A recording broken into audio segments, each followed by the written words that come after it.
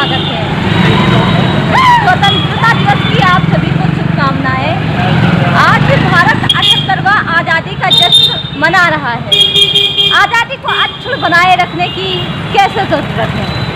बहुत सरकार को ज़रूरत है। आज़ादी के बारे में जो सोचना चाहिए, हमारे पुरखा लोग जो थे, हमारे जो प्रधानमंत्री ये थे लाल बहादुर शास्त्री जी, और ये प्रथम प्रधानमंत्री, हम यही कहेंगे कि हमारे देश में जो मनाई जा रही है वो और मनाने वाले होगा, उसको और तरीके से मनाएं और बढ़कर मनाएं। 26 जनवरी और 15 अगस्त जो है स्वतंत्रता का दिवस है, हमें प्रदान हुआ है।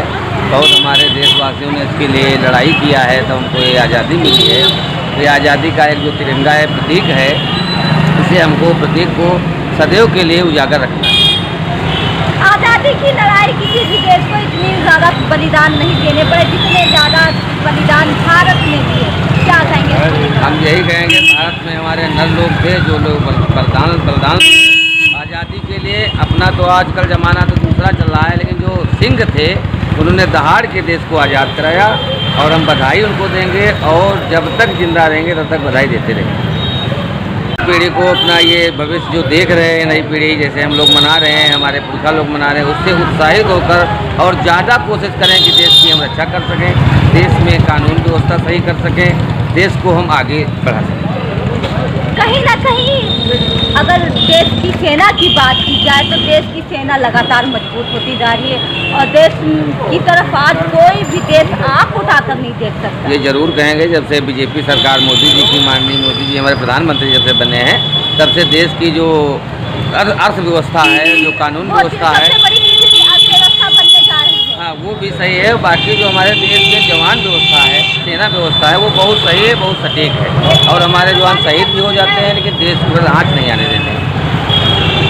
तो इसका आप श्रेय किसको देना चाहेंगे? जो आने वाली नई पीढ़ी है, इसको सेना की तरफ कैसे अग्रसर होना चाहिए? हम नई पीढ़ी को इसी के तरीके से करेंगे कि जो नई पीढ़ी है, सेना को हमारी मजबूत बल बनाए, कानून व्यवस्था को सही रखे, और सेना को प्रथम बार बार बधाई देना चाहिए कि जो सेना हमारे देश की रक्षा कर रही है। हम तुम यहाँ टहल रहे हैं, लेकिन ऐसे नहीं टहल रहे हैं, हम भी तुम्हें बंद हैं, भारतें बंद है, लेकिन देश को आज़ादी जो सेना ने है सुरक्षा कर रखे, इसीलिए हम तुम सुरक्षित हैं। देश आज़ादी हम लोगों को मिली, लेकिन काफ़ी संघर्षों के बाद मिली, काफ़ी बलिदानों के बाद में मिली।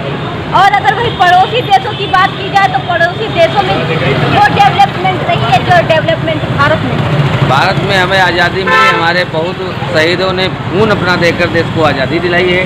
इसके लिए हम यही कहेंगे कि देश में ऐसे वीर पुरुष सदैव होना चाहिए जो भारत में वीर पुरुष हुए हैं, कोई अन्य देशों में नहीं हुए हैं आज तक, जैसे चंद्रशेखर आज़ाद, पंडित जवाहरलाल नेहरू, महात्मा गांधी, चंद्रशेखर आज़ाद, जो हुए हैं, जिन्होंने अपने खून को बहा करके हमें देश की आज़ादी दी।